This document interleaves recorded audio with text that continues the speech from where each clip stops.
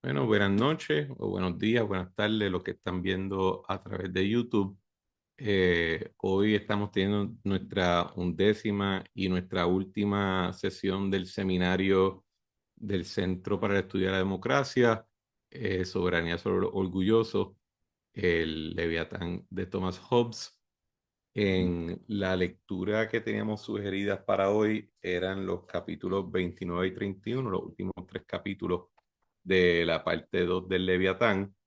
La discusión hoy, por lo menos textual, va a estar más dirigida al capítulo 29 y 30, porque el capítulo 31, propiamente hablando, en términos de la cronología del libro, es un capítulo puente, es un capítulo que sirve para tratar de unir esencialmente lo que ha sido tanto la antropología de Hobbes, que es lo que cubre entre la parte uno del, perdónenme que el cursor está haciendo una señal, entre lo que cubre la parte uno del libro, y yo les diría que probablemente hasta el capítulo 13, cuando se habla del estado de la naturaleza, que si repasan el capítulo se van a dar cuenta que él no usa necesariamente esa frase mucho. Hobbes habla de la condición previo al Commonwealth, que era lo que él definía como la guerra de todos contra todos, que era el producto esencialmente no de nuestra irracionalidad, sino el producto de nuestra racionalidad.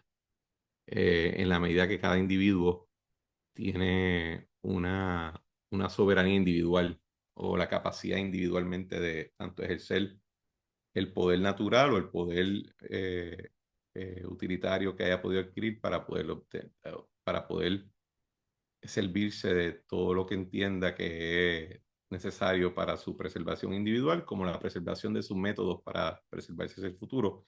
Capítulo 31 sirve como un puente ya esencialmente entre lo que es la teoría política o la filosofía política que Hobbes ha estado construyendo del capítulo 13 en adelante a lo que van a ser la parte 3 y 4 del Leviatán, que son la discusión de qué es el Commonwealth en un mundo cristiano y que cubre mucha de la discusión teológica, que es la que más le trajo problemas en su día, y que me da un poco de pena que no discutamos esos capítulos, porque esas partes del libro, porque dentro de esa discusión, Hobbes incluye vamos a decirle en buen castellano, nuggets de teoría política, entrelazado con sus discusiones teológicas, pero ciertamente la parte 2, y todos los académicos que estudian a Hobbes te reconocen que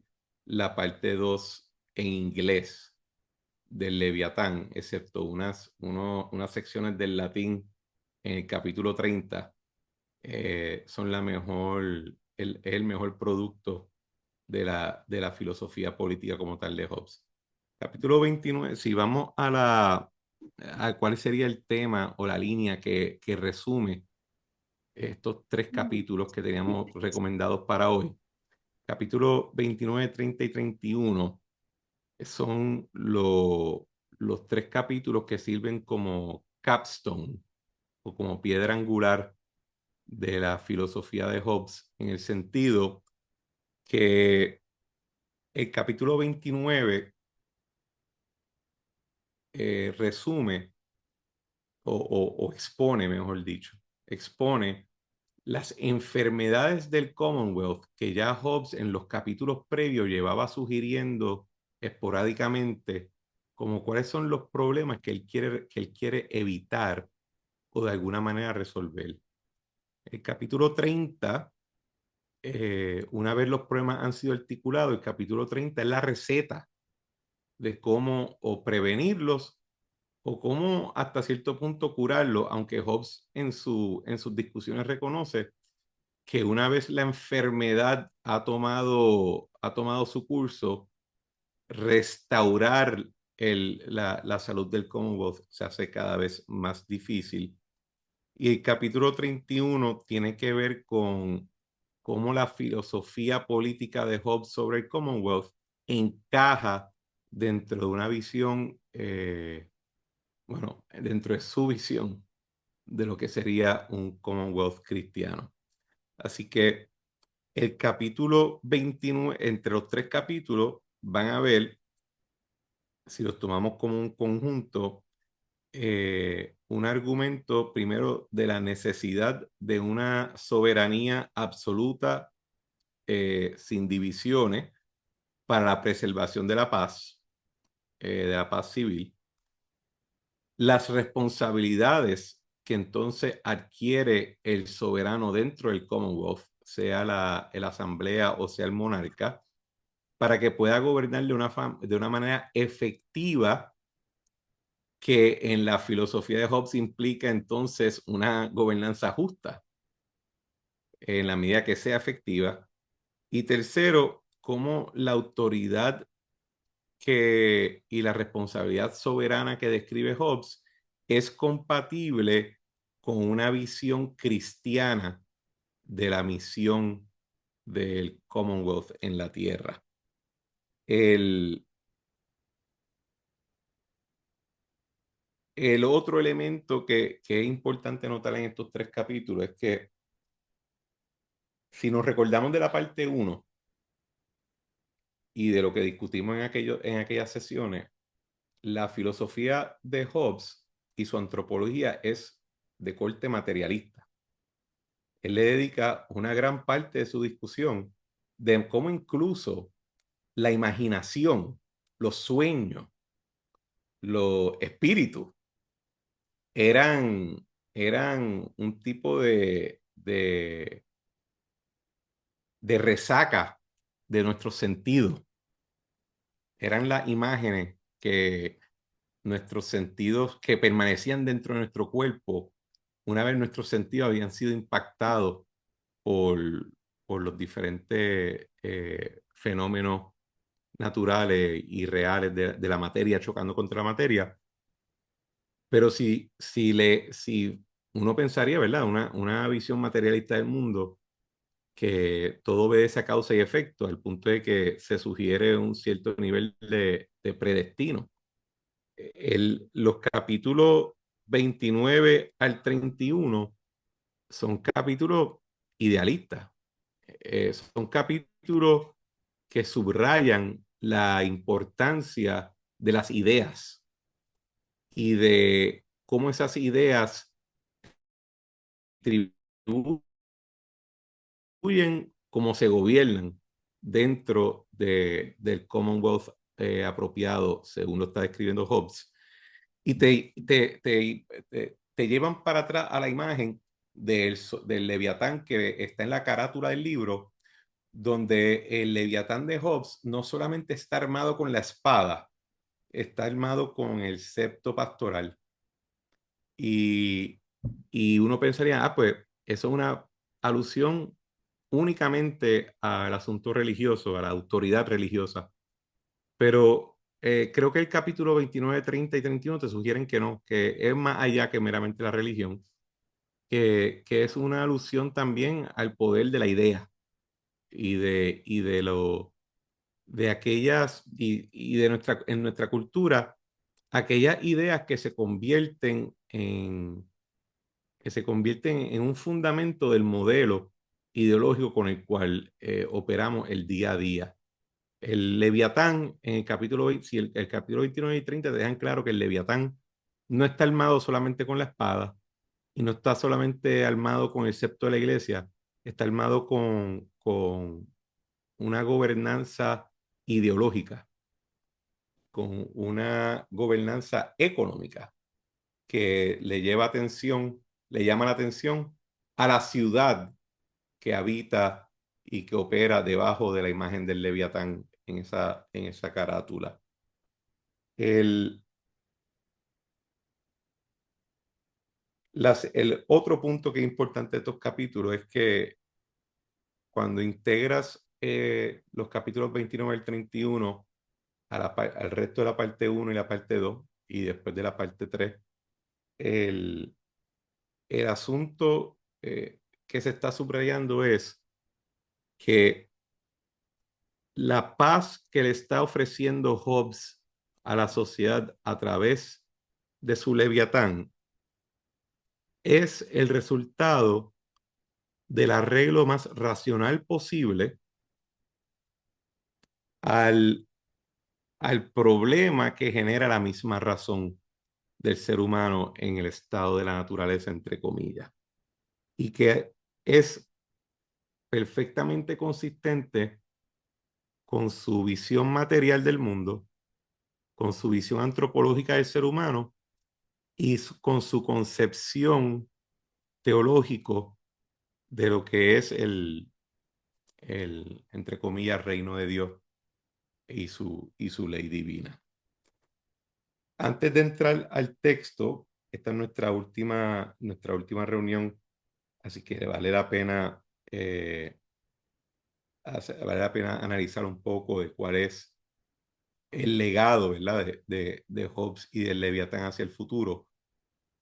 Porque si algo podemos reconocer es que Hobbes es de los pocos autores que a mi entender y de al entender de otras personas, por ejemplo, John Gray, que es un autor y un filósofo público de gran renombre en Inglaterra, Hobbes es de los pocos autores que se hace más relevante con el tiempo, no menos.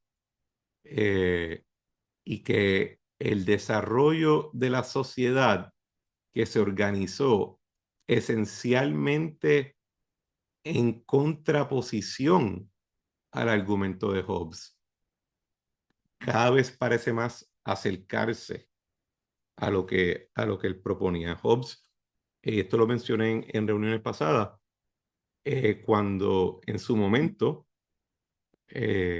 no obstante sus peleas con un sinnúmero de figuras de renombre en el mundo intelectual de la Europa de la época, entre ellos gigantes como René Descartes, Hobbes fue de gran influencia sobre otras personas, sobre otros gigantes intelectuales, Spinoza, Mersenne, pero incluso John Locke y Rousseau.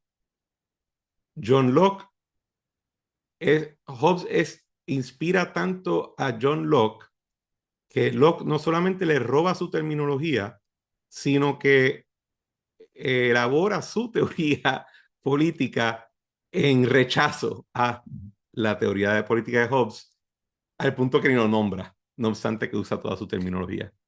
Y Rousseau solamente se refería a Hobbes como el sermonista, pero al igual le había robado su terminología.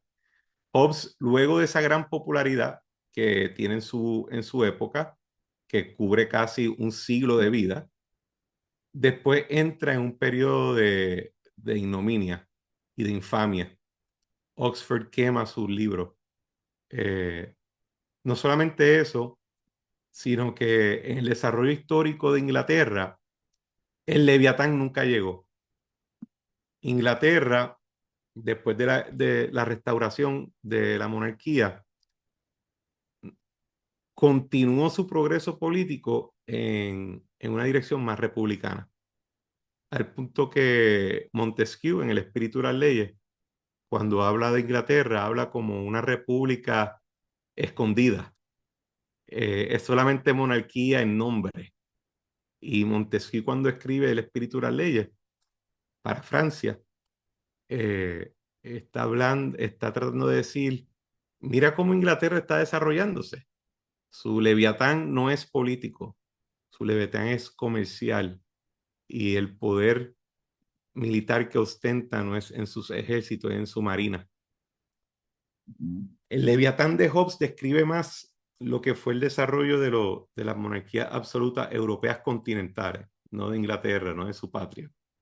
Eh, la Francia de Luis XIV, de Luis XV, Luis XVI, la Francia de Napoleón, después del fracaso de la Revolución, Napoleón en su etapa imperial y después la que ostenta restaurar Napoleón III, la Alemania de los Kaisers, que después son unificados bajo Prusia, y Wilhelm y Otto von Bismarck, etcétera.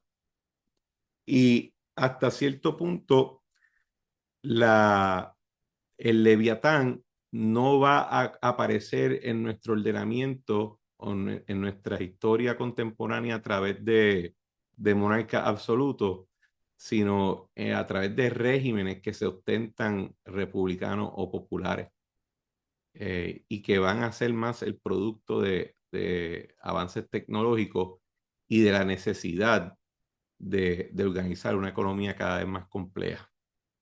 Por eso no creo que es coincidencia que Hobbes, o mejor dicho, los estudios académicos de Hobbes, cuando cogen boga en el siglo XX, a partir de Strauss y Schmidt y otros, Hegel, cuando está haciendo vamos a decir, su repaso filosófico de Europa, a Hobbes, aunque reconoce a Hobbes, le dedica un párrafo y como que lo descarta un poco, que no es hasta la aparición de los regímenes totalitarios de principios del siglo XX, eh, la, la Alemania, la Italia facha, los regímenes soviéticos de Rusia y sus estados satélites, y luego de la Segunda Guerra Mundial, cuando la sociedad occidental está enfrentándose a los horrores de los sistemas totalitarios y del holocausto, que se empieza a buscar, o sea, se empieza a buscar, o sea, ¿qué explica esto? Y ahí es que aparece Hobbes. Y no obstante que mucha esa literatura lo que se enfoca, termina enfocándose en diferenciar a Hobbes de de una justificación de un régimen totalitario y de hasta rescatarlo como el verdadero padre del modernismo, eh, o por lo menos el padre de un modernismo mucho más articulado, modernismo político, mejor dicho, más articulado o mejor articulado y bosquejado que el que presenta Machiavelli, que hoy en día se considera, ¿verdad?, como el inicio de la política modernista. Eh, en la imaginación de todos nosotros, lo que impera, ¿verdad?, es la gran bestia del Leviatán. Schmidt, de hecho, lo articula en su libro, donde eso estudio de Hobbes, donde él dice, políticamente hablando, pues el Leviatán nunca llegó, pero su imagen sobrevivió más que nada, y es lo que al día de hoy probablemente llama más la atención del título. Eh, yo les diría que hay un libro de John Gray que se llama The New Leviathans, es reciente, y John Gray, que yo no te sé decir si cualificaría como un autor postliberal, pero algo que él dice en ese libro es que Hobbes es el único filósofo liberal que vale la pena todavía leer. Porque John Gray entonces en los New Leviathan se dedica a identificar cómo elementos del Estado chino actual y del Estado de los Estados Unidos, el Estado federal de los Estados Unidos y de otros estados europeos se asemejan más al Leviatán que describía Hobbes, por lo menos en términos de un régimen que es liberal en el sentido de que reconoce que aquello que no es gobernado por una ley está sujeto a la discreción del ciudadano, pero que al ostentar una soberanía absoluta implica que cualquier cosa puede tornarse político en cualquier momento y que el rule of law no está meramente sustentado en un positivismo y en una amenaza de fuerza, sino en la necesidad de un consentimiento ideológico que no solamente habla a la necesidad de lo que se discute en estos capítulos 29 y 31, de que el soberano no solamente no solamente tenga su espada y su cepto, sino que también tenga un rol como educador, sino también hace un llamado a la teoría contratista que comienza, entre comillas, con Hobbes, de que el inicio de toda sociedad se basa en un momento de consentimiento inicial. y después en reafirmaciones constantes del consentimiento. Antes de comenzar a discutir los demás capítulos. Ay, mi perito. ¿Alguna pregunta o comentario sobre lo que dije, lo que he discutido hasta ahora? ¿No? Ok. Capítulo 29, Hobbes los cataloga como se titula Of those things that weaken or tend to the dissolution of Commonwealth. Hobbes había hablado previamente sobre cómo se instituye el Commonwealth. Después habla después como discutimos en la sesión pasada, de cómo el soberano del Commonwealth esencialmente opera. Ley, crimen, castigo o reward. Estos capítulos, Hobbes empieza con discutiendo cuáles son las enfermedades, algunas congénitas, y cuáles son las enfermedades adquiridas que llevan a la disolución y a la muerte del Commonwealth y a la muerte del Leviatán, al dios mortal que describió anteriormente. Hobbes los categoriza en dos grupos esencialmente: los que surgen de un defecto en la institución del Commonwealth o del cuerpo político, o sea, como si fueran enfermedades congénitas o defectos genéticos, y los que surgen con el tiempo y el desarrollo del Commonwealth.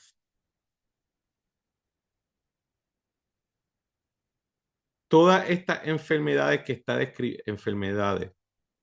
describiendo Hobbes son, son aquellos asuntos que Hobbes identifica como capaces de intervenir en la estabilidad del Commonwealth y de la sociedad que constituye y gobierna simultáneamente, y que puede llevar a que esa sociedad termine regresando al estado de la guerra de todos contra todos.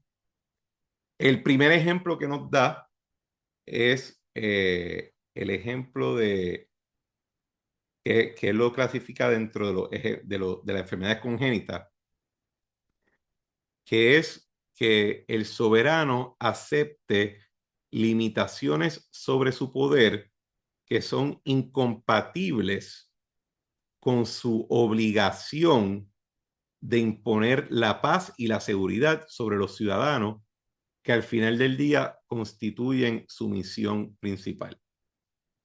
Y Hobbes habla de cómo por voluntad por ambición al poder, para ganarse un reino, aceptan condiciones para su institución que en efecto ponen a correr la rueda que lleva a la disolución. Quizá algo para, para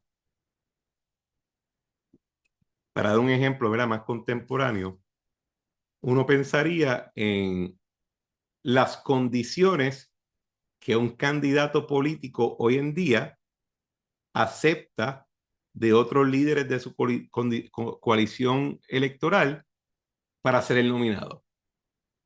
Le voy a dar un ejemplo de los Estados Unidos.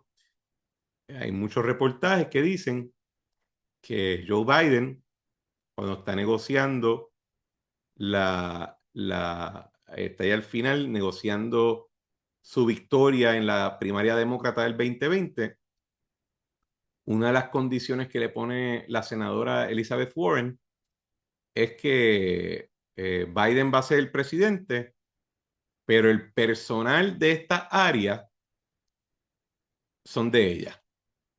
Esencialmente ella los nombra. Van a ser gente que responden a su visión de mundo. Y si lees reportaje luego de la derrota, ¿verdad? O mejor, Biden no es derrotado porque sale de la elección antes de llegar el día de elecciones. Pero reportajes post derrota dicen, mira, uno de los problemas que sufrió Biden es que la razón que él gana que él se identificaba como una figura moderada, socialmente hablando, de un centro cultural y que hasta incluso un poco old-fashioned, ¿verdad? Y de momento, todas estas personas que entran por Elizabeth Warren, pues eran unos radicales progres que estaban haciendo cosas que iban totalmente contrario a esa imagen que él había creado en su campaña y que eso le causó un desgaste. Si eso es verdad o no, es irrelevante para el ejemplo, porque el punto es que Joe Biden, negociando su ascendencia, entrega, según ese relato, una de las funciones principales de ser soberano, que es nombrar a tu gente, quienes van a ser tus ministros. A eso es lo que se está, ese tipo de ejemplo está aludiendo Hobbes. En el caso nuestro local, especialmente esta semana, estas últimas semanas, donde ha habido tanto fiasco o chisme con los nombramientos de nuestra gobernadora, hay gente que te van a decir en los almuerzos, chico, pero porque ya no discutió esto con fulano, mengano, porque no lo negoció antes de nombrarlo. Y alguien del lado de ella te diría, si empieza negociando sus nombramientos, entregó las nalgas. Y ahí no, ¿cómo va a poder gobernar? Así que cuando Hobbes está hablando de que a cambio de llegar al poder, esencialmente entregas tu soberanía, está haciendo referencia a que en su visión, en su filosofía, el soberano absoluto y cualquier negociación o entrega de sus facultades absolutas, lo único que va a redundar es en un degenere progresivo hacia el conflicto. Los otros, los otros poderes y los que más a él le dedica tiempo en el capítulo 29 son los que yo hice referencia anteriormente, que eran las enfermedades adquiridas, pero que marcan un énfasis, eh, un énfasis eh, masivo al asunto ideológico. ¿Qué son algunos de estos defectos que, que él hace referencia? Que son seditious beliefs. Son ideas que, según Hobbes, constituyen doctrina errónea, ideologías problemáticas que mediante la propagación van reduciendo la salud del cuerpo político y lo va dirigiendo hacia el caos, la insubordinación y la corrosión de la unidad y la obediencia que son necesarias para la prosperidad del Commonwealth. Entre ellas, él incluye el juicio, la idea de que cada individuo goza con el privilegio de juzgar individualmente lo que está bien y lo que está mal. The belief that every private man is judge of good and evil actions, o lo que es justo para sí mismo. Según Hobbes, el problema con esto es que causa un caos moral subjetivo. Si el ser humano es cada individuo el juez en su individualidad de lo que está bien y de lo que está mal, esencialmente desde el punto de vista ideológico y moral, volvió al estado de naturaleza. El punto entero del estado de naturaleza es que los individuos que componen el cuerpo político le deleguen a su representante autorizado ese proceso.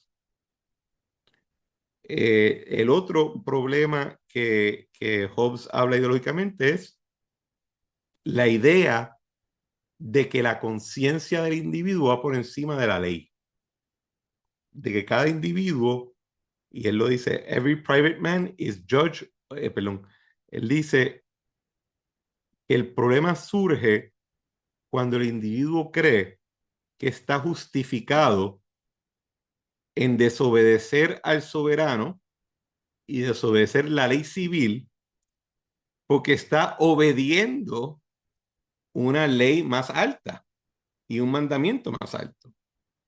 Eh, ¿Verdad? Lo que dicen el conscientious objector en términos de nuestros parlance contemporáneos. Él también cataloga como algo problemático la idea de entusiasmo religioso y de inspiración privada.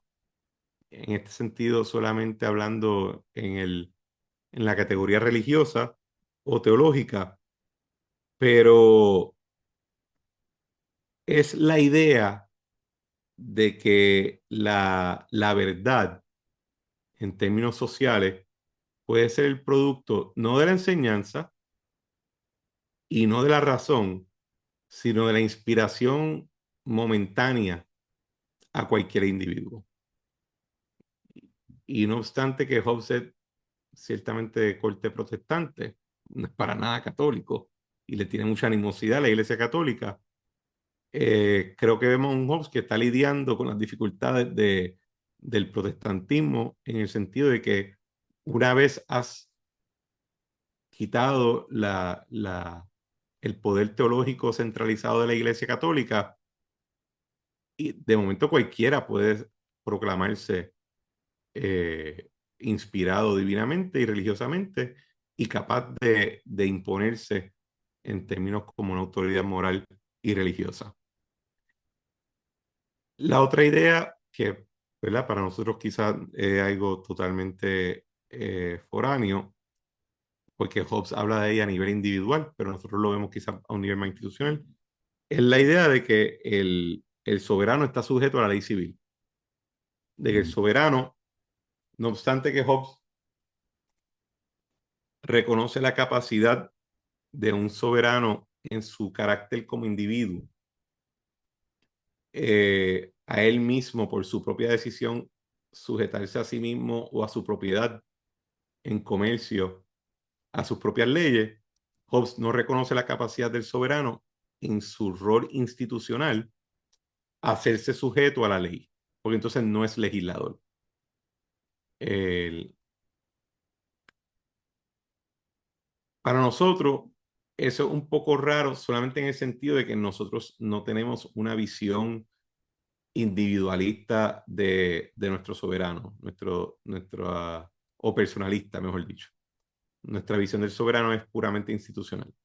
Así que aunque el gobernador en teoría puede estar por encima de la ley, la persona que está sentada en la silla nunca lo está. Esa es nuestra visión, ¿verdad? Y por eso es que, y el hecho de que nosotros eh, participamos de la división de la soberanía atómica del sistema federal de los Estados Unidos, donde está el suprasoberano federal que se le impone el soberano estatal, y eso nos lleva a esos momentos inoportunos cuando el FBI está arrestando un político local. Tenemos un ejemplo reciente cuando el Centro de Periodismo Investigativo demandó a la Junta exigiendo la producción de información interna o documentación interna de la Junta, y el Tribunal Supremo de Estados Unidos decide que la Junta, al ser una criatura soberana dentro del gobierno territorial, pues no puede ser demandado. Y de momento, pues estamos diciendo, pues falta de transparencia.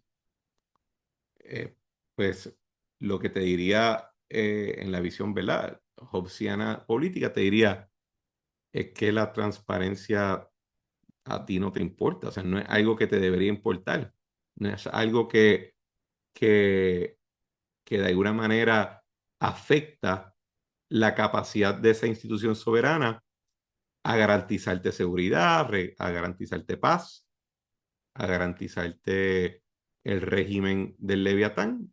A ti eso no te interesa y no te debería interesar más allá de eso, que bueno, choca con nuestra visión de contemporánea, pero es muy análogo a la visión de Hobbes. El otro ejemplo en términos ideológicos, la idea de que de que el ciudadano tiene un derecho absoluto a su propiedad y a sus libertades individuales, yo me atrevería a decir, y Manuel, no sé si estás de acuerdo, pero eh, mucho del segundo tratado de John Locke es básicamente él escupiéndole a esa idea, a la idea de que el soberano no tiene un derecho absoluto sobre su propiedad o su persona. No obstante, me atrevo a sugerirle a ustedes de que al Hobbes pensar que ninguno de nosotros tiene un derecho absoluto a nuestra propiedad y a nuestra libertad individual, es precisamente lo que le permite hacer los argumentos más benéficos que hace en términos de los intereses de las personas menos aventajadas de su sociedad, más adelante en el libro. En ese sentido, hay una consistencia perfecta. Si Hobbes te reconoce un derecho absoluto sobre tu propiedad y tu libertad individual, no puede simultáneamente recomendar que el soberano cuide a otros ciudadanos con los bienes que generó otro soberano. Y nosotros hoy en día, en el estado progresista regulatorio nuestro, no creemos eso. No creemos eso ni por un segundo. Y el que te dice que creen eso, o no lo ha pensado bien, o no miente. Y les sugiero la siguiente prueba. Cada vez que alguien te diga que es un libertario anarcocapitalista, pregúntale si cree en los cinturones de seguridad en un carro. Y cuando te diga que sí cree en los cinturones de seguridad en un carro, pregúntale, ¿y tú crees que se puede requerir que todo carro venga con un cinturón de seguridad? Y si te dice que sí, pues ya automáticamente no es libertario. Se acabó. Y no es anarcocapitalista. El cinturón es la prueba por excelencia. Eh, Vi a Diego meneando la cabeza. Pues Diego, si tú no quieres un cinturón, ese es tu problema. Eso no. Como yo no, yo siempre me pongo el cinturón, Ajá. pero que sí, Sí. que he visto en internet a los que te dicen que el cinturón no debe ser obligado, que Esa existen, es existen en las redes, en Twitter. existen, bueno, existen antes de Twitter, existen cuando la discusión el cinturón de seguridad para mí es espectacular, ¿verdad? Porque es de esos test que se hacen infames en la discusión ideológica y todo surge de Robert McNamara, que primero lo vende como un plus. Yo no me acuerdo si era GM o Ford, donde él fue uno de los ejecutivos, pero McNamara me suena a fue tan exitoso que se convirtió en una ley, el cinturón de seguridad. Y por último, en términos de las enfermedades de la soberanía, es la idea de una soberanía dividida. Eh, Hobbes piensa que la soberanía es unitaria, que es indivisible y que un reino no puede estar dividido contra sí mismo, porque lo contrario va a terminar en confusión y en facción, e incluso en una parálisis en la toma de decisiones, cuya parálisis puede llevar a que la gente pierda confianza y obediencia de su sistema y terminen nuevamente llegando a la guerra civil. Y si uno mira el desarrollo de la república democráticas liberales del siglo XIX en adelante, si en algo se han marcado es en una consolidación progresiva del poder en menos instituciones políticas. Eh, en el siglo XIX, en Estados Unidos, después de la guerra civil, la soberanía de los estados se ve grandemente reducida y asciende dramáticamente la soberanía del gobierno federal. Y en el siglo XX se empieza a hablar ya del concepto de la presidencia imperial, donde el Congreso cada vez más delega su función legislativa e incluso llegamos al punto donde el Congreso de los Estados Unidos no ha aprobado un presupuesto en yo no sé cuántos años y el gobierno de Puerto Rico llegó a un punto donde no puede aprobar un presupuesto, que tuvieron que poner una junta para que le apruebe un presupuesto. Pero cada vez vemos mayor consolidación de poder en uno de esos puntos donde Hobbes aunque quizá en su momento contemporáneo lo que se estaba viendo era una devolución de poder a otras instituciones, después de ese momento se ve que se va consolidando más. Hay unas secciones adicionales de enfermedades que recomienda Hobbes o que diagnostica Hobbes, mejor dicho, que son interesantes. eh, lo hacen sonar progre, lo hacen sonar como que leyeron el libro de Manuel de Dirigente y Dirigido, donde él, entre los problemas que diagnostica Hobbes, son esencialmente económicos. Los monopolios y abusos, los monopolios y la concentración de funciones públicas en personas privadas, los populistas que distraen y que divierten, pero que lo único que en realidad están propagando es la desobediencia y la rebelión, la grandeza excesiva de ciertas ciudades y de una multitud de corporaciones, ¿verdad? Y la libertad de contradecir al soberano. Esa última es mayormente ideológica, pero entre la discusión de los monopolios, la concentración de poder, la concentración de riqueza, la grandeza excesiva de ciudades y de corporaciones o de entidades públicas, eh, te está, te está adelantando preocupaciones que eventualmente se terminan desarrollando en antitrust, la doctrina legal del antitrust, de la doctrina antimonopolio, de, de procurar, ¿verdad?, que se atienda tanto las necesidades rurales como las necesidades capitalinas o metropolitanas, que de hecho justifica que en Europa continental esencialmente existe como una paridad entre regiones, no como a nivel de los Estados Unidos, donde hay ciudades que se autogobiernan y que tienen en sus constituciones estatales la idea del home rule. El home rule es lo que nosotros, ¿verdad?, considerábamos como nuestra soberanía bajo el del 52, pero Hobbes identifica eso como un problema porque lleva confusión, porque hace que el ciudadano piense que su verdadero monarca es la ciudad, no es el Estado, no obstante cuán lejos esté.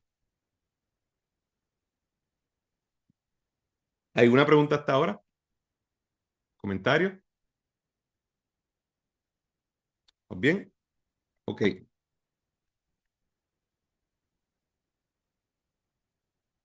Luego de discutir esa enfermedad, Hobbes lleva a, que yo creo que son la- los dos síntomas, o mejor dicho, las dos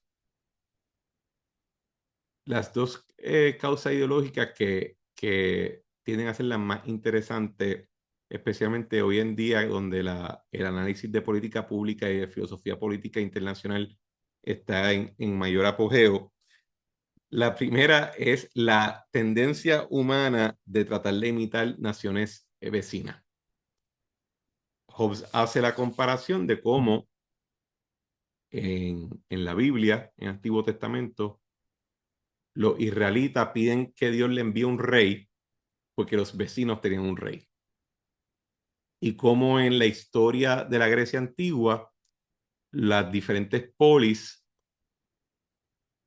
dentro de ellas surgían facciones oligarcas o democráticas basado, basado en su relación con Atenas y con Esparta. Y cómo, y a verla, recuerden que comenzamos nuestra lectura en la primera sesión con una discusión sobre la historia del Peloponeso de Tucídides. Hobbes está sacando de esa época para decir, lean bien su Tucídides, porque esa historia no está hablando de lo grandioso que es la democracia, ni necesariamente lo grandioso que es la oligarquía. Lo que te está hablando es de la guerra civil y de sus desmanes que surgen cada vez que la gente se pone a tratar de imitar al vecino en lugar de mirarse a sí mismo y entender que su régimen obedece no necesariamente a la tiranía del gobernante, sino que obedece a las cualidades de la sociedad o del grupo que constituye ese cuerpo político. Y Hobbes lleva al punto a decir, en su tiempo especialmente, donde en Inglaterra la alusión más clara, la alusión política que se hacía, ¿verdad? Otro régimen alternativo a la monarquía de los Stuarts era la República Holandesa, que una vez se había independizado de los Habsburgos, de los españoles y los austríacos, y lo que él decía es, el problema es que piensen que la prosperidad de los holandeses es el producto de su régimen. Porque si uno va para atrás a la teoría política de Aristóteles, ¿verdad? El diseño del régimen es lo más importante. Y entender bien el diseño del régimen te va a poder hasta cierto punto hablar de los defectos y de las virtudes de la sociedad que está rigiendo. Y Hobbes lo que te diría es, no, la prosperidad de los holandeses es producto de su obediencia a su régimen, no del diseño del régimen.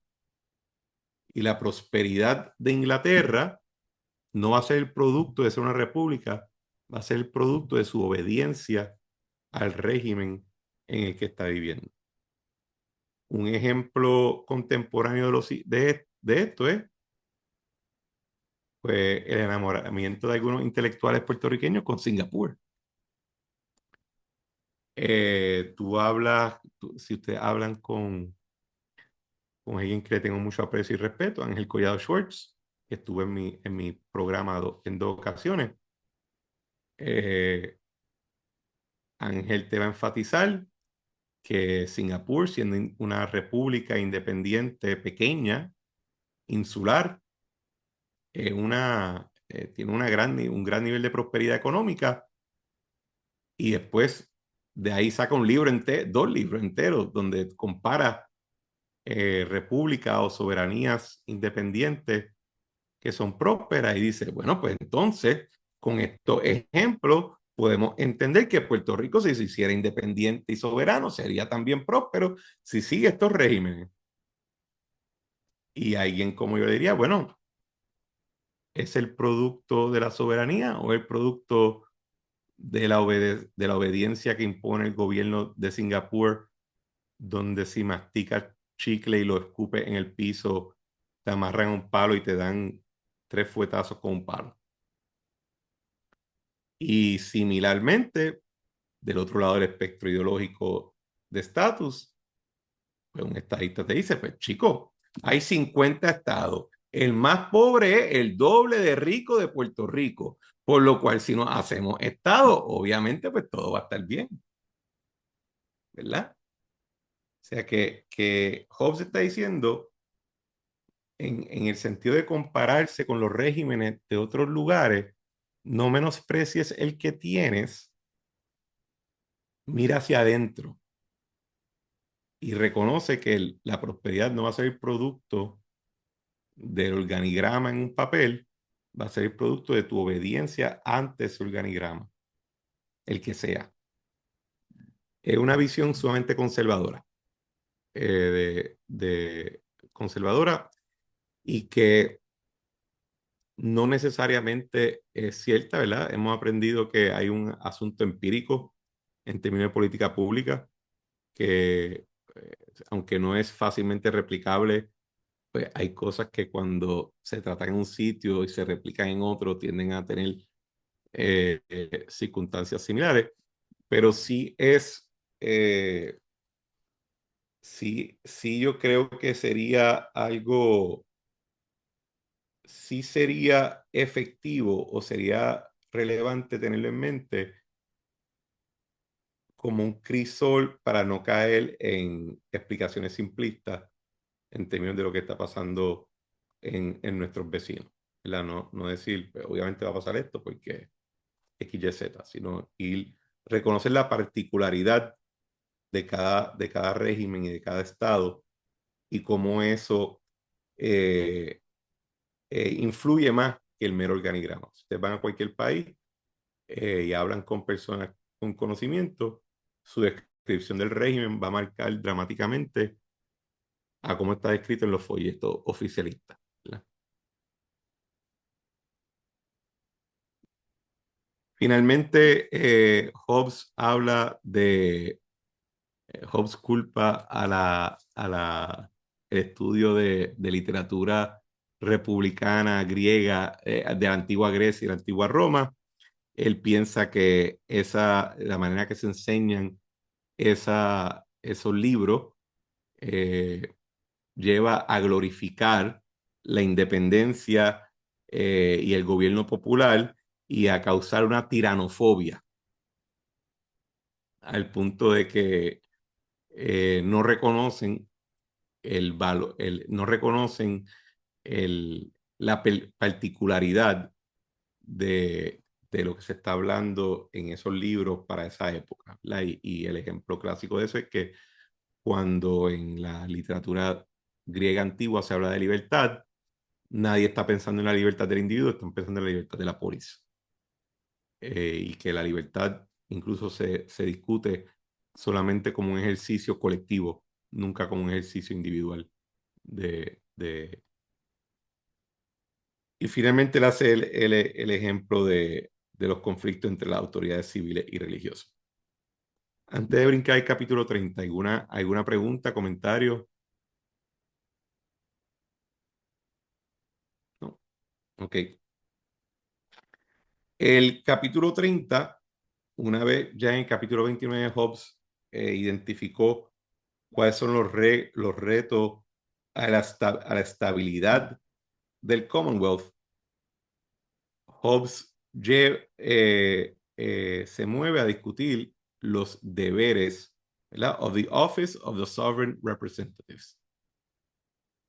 El capítulo 30, similar un poco a lo que había sido las discusiones anteriores de lo que constituye la ley civil, el crimen, el castigo, las obligaciones del derecho natural. El capítulo 30 opera a un nivel programático. Es la receta de Hobbes a lo que él entiende que debe llevar a cabo el soberano, no solamente para cumplir su obligación, sino para mantener la salud y el bienestar del Commonwealth y de sus integrantes. Hobbes hace una referencia al proverbio latino de salus populi suprema lex, la salud del pueblo es la ley suprema. Y no solamente eso, sino es que Hobbes nuevamente recalca que cuando él habla del rol del soberano para mantener la seguridad y la paz civil, no se está refiriendo solamente a mantener a su gente viva, porque esclavizar a su gente los mantiene vivos. Para Hobbes, la visión de lo que es la salud y la seguridad va más allá que la mera preservación de tu vida física, sino que requiere cierto espacio para habitar el mundo real. Así que el capítulo 30 le está recomendando y le está incluso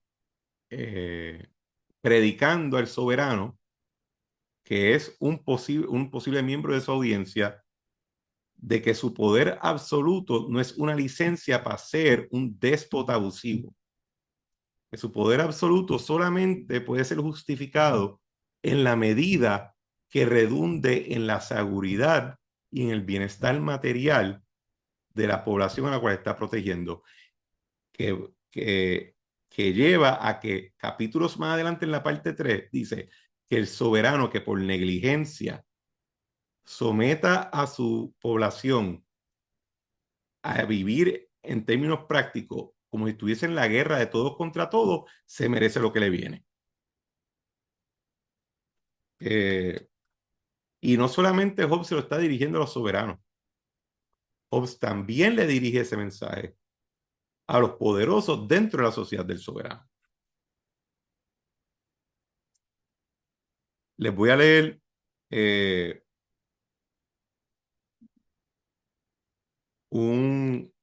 para recalcar ese punto. En la versión latina del Leviatán hay una sección que yo creo que subraya. Ya, estoy aquí tratando de encontrar esa sección.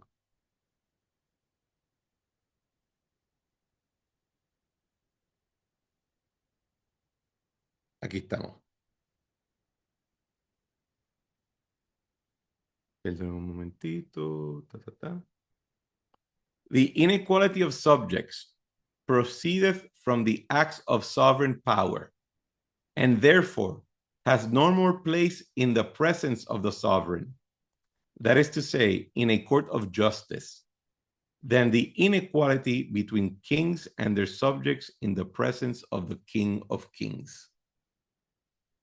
Hobbes está hablando de la necesidad de tener un régimen que sea, que provea un debido proceso de ley y que ante la aplicación de la ley no conozca distinción ni preferencia. Y dice, ante la ley del soberano, las desigualdades de sus sujetos es tan irrelevante como las diferencias entre el soberano mismo como persona y sus ciudadanos frente a Dios. The honor of great persons is to be valued for their beneficence and the aids they give to men of inferior rank or not at all. O sea que el Hobbes, ¿verdad? En el capítulo anterior dijo, no existe tal cosa como un derecho a la propiedad, que existe un derecho absoluto a la propiedad o a la libertad individual. ¿Qué pasó?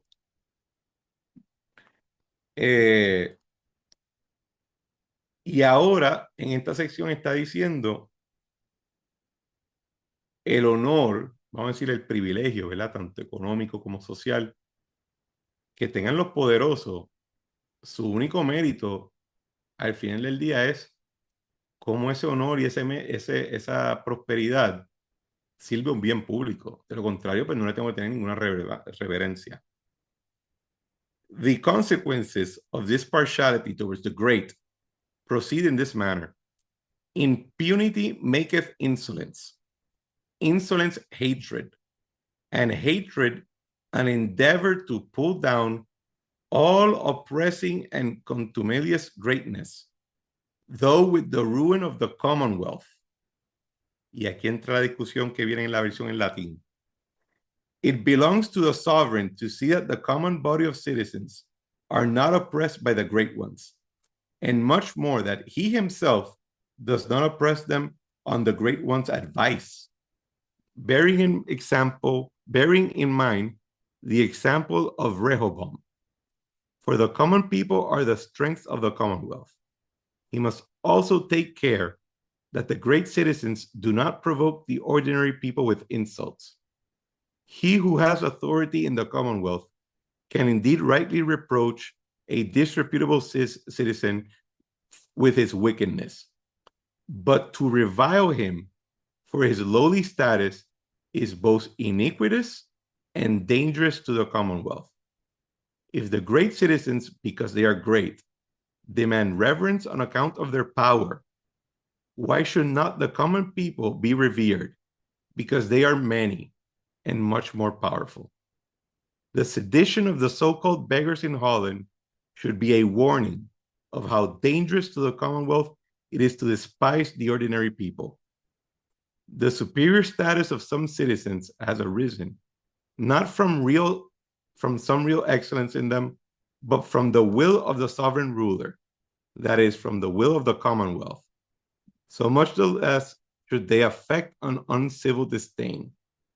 The common people should not be provoked even by kings, much less by fellow citizens, however powerful they may be, lest the common people, while desiring to take its revenge on them, attack the Commonwealth at the same time, because it did not prohibit their behavior. Hobbes no es un populista, así que no lo confundan como tal con ese lenguaje. Hobbes lo que le está diciendo a su audiencia, que componen tanto, ¿verdad?, un posible monarca como la gente de su corte, es diciendo, ojo, que con el poder en esencia es un pacto suicida con un pueblo. Si te pones altanero y eres abusivo y el pueblo se siente que está sujeto de nuevo al estado de la naturaleza, no es que se van a rebelar, es que lo van a destruir todo, ¿verdad? Y de momento todos los privilegios y toda la riqueza, etcétera, se va por el chorro. Así que creo que, no obstante que Hobbes o su teoría política es anti-maquiavélica, maquiavélica, en el sentido de que Hobbes no escribe a base de lecciones de la historia. Hobbes está escribiendo supuestamente a base de su deducción de los de primeros principios. Es interesante que en el capítulo que termina con su teoría política, termina en una posición maquiavélica. Si ustedes han visto los videos o estuvieron en el seminario de Manuel sobre Machiavelli, Manuel explica, yo creo que convincentemente, ¿verdad?, que es un consenso que se ha creado, de que hasta cierto punto cuando Maquiavelo habla del príncipe, insinúa una relación orgánica entre el príncipe y el pueblo. E incluso cuando termina el libro del príncipe y hace el llamado a que el príncipe unifique Italia, le dice al príncipe, y el pueblo te lo va a agradecer, es lo que quiere. Y son los que te van a apoyar al final del día. Y cuando lee los discursos, pues más aún se subraya eso. Hobbes no creo que está argumentando una relación orgánica, porque para Hobbes el Commonwealth es el producto, intelectualmente hablando, de un convenio, de un estado natural que es superado con un convenio que establece un soberano. Entonces entra el Commonwealth bajo ese soberano, que no es orgánico, es artificial, ¿verdad? Por eso es que él habla de que el Leviatán es el producto del arte, es el producto de la ingeniería social humana, no es el producto orgánico de nada, pero está simultáneamente reconociendo que no obstante, no obstante esta creación artificial del cuerpo político, de la sociedad misma, lo que sea que pase dentro de ella, al final del día, es adjudicable al soberano, porque es el que pone la ley, es la figura autorizada, es el representante de todos sus sujetos. Así que si de momento las cosas empiezan a ir mal, te va a explotar en la cara. Es una advertencia. Y es una advertencia de que no solamente el soberano tiene que velarse a sí mismo, tiene que velar a lo suyo, a su corte, a sus partes, como le decían, le decíamos en la campaña del 2016, a los amigos del alma. Eh, Tienes que tener ojo con eso porque te puede explotar en la cara. El, el capítulo 30 también, déjame ver qué hora es, son las 8:10. Hay dos puntos que quiero hacer. Hobbes también en la versión en latín reconoce que no ha existido un Commonwealth permanente. Y eso le implica que dentro de la teoría de Hobbes hay cierto elemento cíclico, ¿verdad? En la teoría según la modernidad, había empezado a internalizar la teoría política de Aristóteles. El gobierno empezaba en una monarquía, se degeneraba en una tiranía, se arreglaba con una aristocracia, se degeneraba en una oligarquía, la oligarquía se restituía con una democracia, la democracia se degeneraba en una anarquía y entonces volvía el ciclo con la monarquía, etcétera, ¿verdad? Un concepto cíclico de los regímenes. Hobbes, si leemos, ¿verdad? La filosofía política del Leviatán, no sugiere, no está hablando de un elemento cíclico en el asunto de los regímenes, pero sí es cíclico, sí hay una sugerencia de que es cíclico en el sentido de que cualquier Commonwealth saludable eventualmente va a decaer nuevamente en el estado de la naturaleza y va a ser reconstituido como Commonwealth mediante institución o conquista. Pero Hobbes está tratando de sugerir a la misma vez que, ojo, es posible que si se siguen mis reglas, podemos entrar a un Commonwealth permanente. En el latín, él tiene una sección donde él dice, therefore, even if men have constituted their Commonwealth in a way that has not been completely perfect, so that because of a defect in their constitution they collapse, some sooner, some later. Nevertheless, it is not impossible to constitute Commonwealth in such a way that they will never perish, unless by external violence. Whether the principles which I have set forth above can produce this result, I do not know. Yet they are principles of the sort found in the Holy Scripture. Es interesante que la filosofía política que sigue, ¿verdad? En los siglos después, eh, eh, se adjudica cierto nivel de absolutismo, ¿verdad? El marxismo, en un momento se hablaba de que era, ¿cómo es que le decían? Materialismo histórico.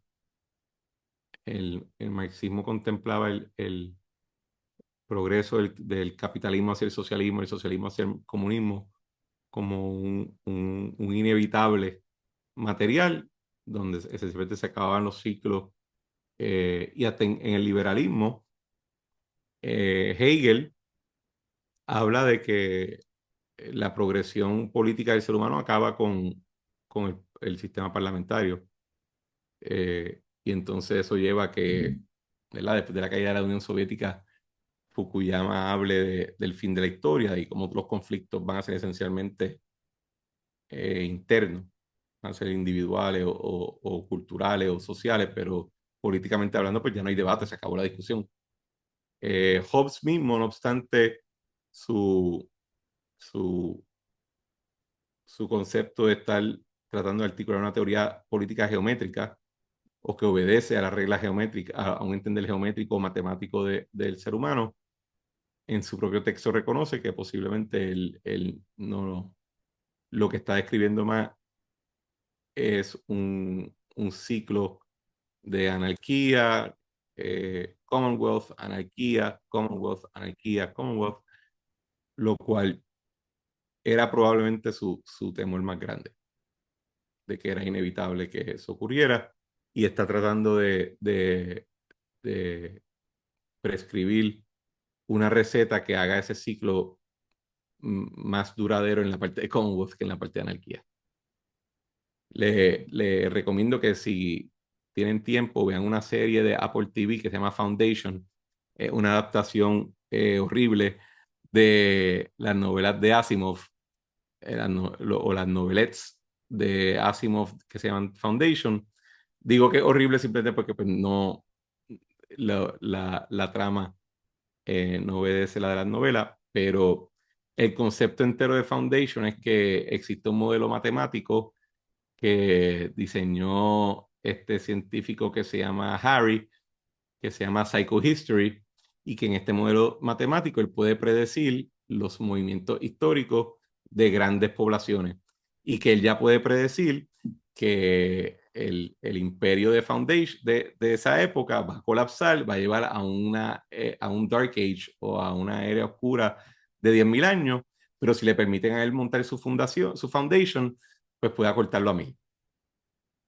Es una visión y en la serie le, creo que la gente, los guionistas leían mucho Hobbes, para serle honesto, al punto donde el emperador un, son clones. Hay un clon joven, un clon adulto y un clon anciano de la misma persona, y cada uno de ellos se va sucediendo cíclicamente, pero son todos en teoría la misma persona. Ahí se llaman Empire, el Leviatán. Así que les recomiendo que vean la serie. Son las 8:17, último punto, ¿verdad? En el capítulo 31 vemos a la figura del Leviatán de Hobbes, el soberano, no solamente como la espada, no solamente como la figura religiosa, es un educador. Y gran parte del capítulo 31, Hobbes se lo dedica a la discusión de que el soberano tiene que hacerse responsable de instituir buenos maestros, buenos predicadores, personas, dice, la oficina del soberano incluye la supervisión de la doctrina pública, pero también to appoint teachers and to examine all doctrines. O sea, para alguien tan materialista,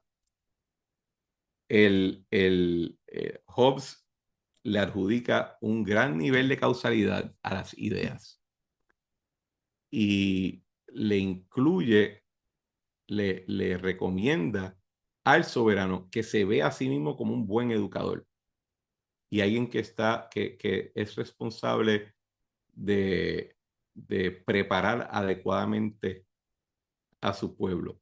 No solamente eso, sino que también Hobbes está argumentando a favor de la capacidad de las clases populares y vulgares a aprender, lo cual otros te dirían que es imposible. Hobbes al mismo vez que te está argumentando que debe haber una monarquía para propósitos de paz social, te está diciendo, pero para el éxito de esa monarquía tienes que educar a tu gente en las doctrinas correctas y el que te diga que la gente son brutas y no pueden entender, ignóralo.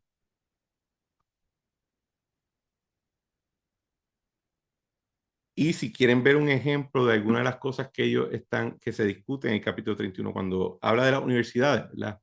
Hobbes es un gran fiscalizador de las universidades. Piensan que han fracasado en su rol de educar apropiadamente a los pueblos. Eh, Cuando Jefferson y Madison están fundando la Universidad de Virginia, Jefferson en una carta a Madison le dice, oye, pero tenemos que prestarle atención a lo que se va a enseñar allí, porque queremos que se enseñen cosas, sea política republicana. No, mientras que una cosa es lo que tú hagas en tu universidad privada, pero tú vas a una universidad estatal, así que tienes que enseñar la doctrina del Estado. En el caso de reformar instituciones de educación, miren lo que está pasando en Florida, ¿verdad? Donde DeSantis envió a Chris Rufo y a un pequeño ejército de síndicos a reformar una universidad y lo que estamos viendo a nivel federal, ¿verdad? Con la guerra contra el wokeness. O sea que la idea de que la función educativa y doctrinal es parte de la soberanía, en esencia comienza aquí, en este momento. Porque previo al modernismo, ningún rey pensaría que eso le tocaba a él, porque pasó que está la iglesia. Y considerando que la iglesia era una función esencialmente, que la educación, perdón, era una función esencialmente clerical, el rey te diría, oye, cuando llamen a los soldados, mientras que aparezca, me importa tres pepinos lo que piensen. eh, Hobbes es probablemente de los intelectuales que lleva a mayor relieve la idea del soberano o del Estado como un educador de su pueblo y como alguien que es responsable por las doctrinas Oye, que Cristian, está dando. y que además hay un elemento bien práctico, más allá de la cuestión doctrinaria bien elaborada.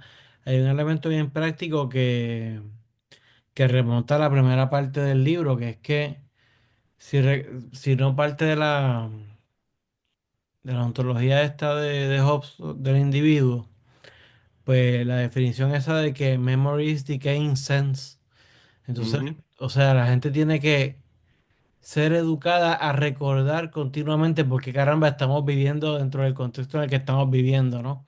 Que no se nos olvide que después de todo nosotros estamos bajo esta quote unquote cadena, pero es por el terror terrible que nos causaba el miedo a perder la vida en la llamada condición natural de posible guerra de todos contra todos. O sea que hay un elemento también de recordarle a la gente de eso, porque dado que partimos de la premisa de que estamos tan pendientes digamos, a nuestros deseos incesantes que se nos olvidan estas cosas, ¿no?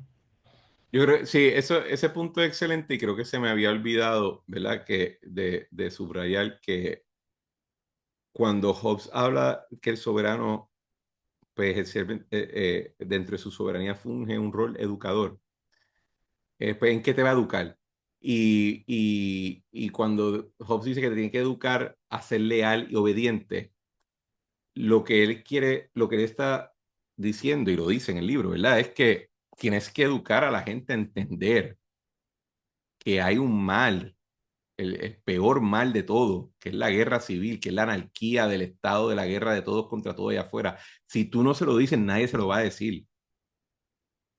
Y que el rol del soberano incluye la educación política de su gente, que es lo que tú dices, ¿verdad? Porque es un reconocimiento de que si tú no se lo dices, se van a olvidar y van a empezarse a puruliar con los griegos, con los romanos, a estar mirando para República y cuestiones para los lados, y van a se van a poner a hacer teorías sediciosas, y si tú no estás vigilando las universidades, la UPI se te llena de un chorro de pelus marxistas, y Diego va a empezar a estar en las protestas en los portones, y 5 minutos después Ray Charlie está llevando una caravana hacia Fortaleza y se cayó el mundo.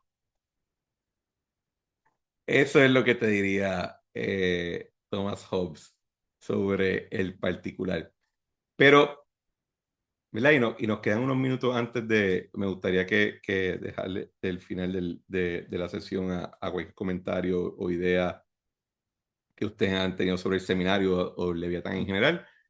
Pero, pero para mí, de nuevo, me llama tanto la atención que Hobbes termina esta discusión de su teoría política en algo que es idealista, que incluso es la base de su pelea con Descartes, de que Descartes decía, es que si la materia inerte, ¿cómo tú le puedes adjudicar algún valor a la idea? O sea, la materia está muerta. Y entonces Hobbes lo, en el apéndice de la versión en latín de Leviatán, decir, bueno, pero es que la idea, al ser una operación material, pues puede ser causa y efecto de otras cosas. Y como él dice en el libro, una idea lleva a otra, lleva a otra, lleva a otra. Pero, pero al final del día cae un poco en su propia trampa. Como les dije ahorita, el problema, ¿verdad? Lo interesante y lo que da un poco de miedo en términos de desarrollo de las ideas de Hobbes es que se hacen más relevantes con el pasar del tiempo, no menos. Y que implica entonces, ¿verdad? El mundo multipolar en el cual estamos viviendo ahora, que se está desarrollando, donde hay una gran variedad de taxonomía en términos de los leviatanes que están nadando en el agua. Voy con eso a cerrar la discusión, a menos que alguien tenga una pregunta o algo, pero estaría interesado en algún comentario o pregunta de parte de ustedes en términos de lo que ha sido la dinámica del seminario y si por lo mínimo han encontrado a la bestia de Malmesbury más interesante de lo que pensaban que iba a ser. ¿Quién quiere ir primero? David está en mute, creo. si iba a decir algo. Sí, pues yo voy primero. Yo tenía una pregunta particular del último que usted mencionó y era saber si Hobbes tiene, ¿verdad? Un texto muy bien el material de la educación, o sea, que se enfoque en la educación como proyecto. Este mensaje referente al último de la responsabilidad del soberano de, ¿verdad? De guiar la idea, de escoger maestros o incluso predicadores, sermones, que también es un tipo de educación comunitaria. Esa parte me interesó particularmente. Pues por lo que yo trabajo en el campo educativo. Yo no creo, no, yo no, por lo menos de lo que yo he leído de Hobbes, no he encontrado algo que pueda decir que es como tal un tratado sobre lo que sería una educación cívica adecuada, más allá de que él piensa que el Leviatán debería ser un texto universitario, eh, y que él habla muchísimo sobre la importancia de aprender matemática y de aprender, de hecho, eh, cuando a mí me han preguntado, ¿verdad? En algunas situaciones me han dicho como que si tú fueras a crear un currículo escolar, ¿qué tú harías? Yo diría, pues, mi énfasis probablemente, yo parto de, de mi estudio de Hobbes a decir que el currículo sobrinista educativo sería CrossFit por la mañana, matemática después y lenguaje al final. Y creo que con eso tú puedes crear una base bien sólida de ciudadanos en nuestro mundo. Pero no creo que Hobbes llegó al punto de, por ejemplo, un montaña o Rousseau. incluso un ruso que hablaban ya de cuál era un currículo apropiado. Más allá del Leviatán, que como nos dice 7 veces en el libro, debe ser un texto universitario.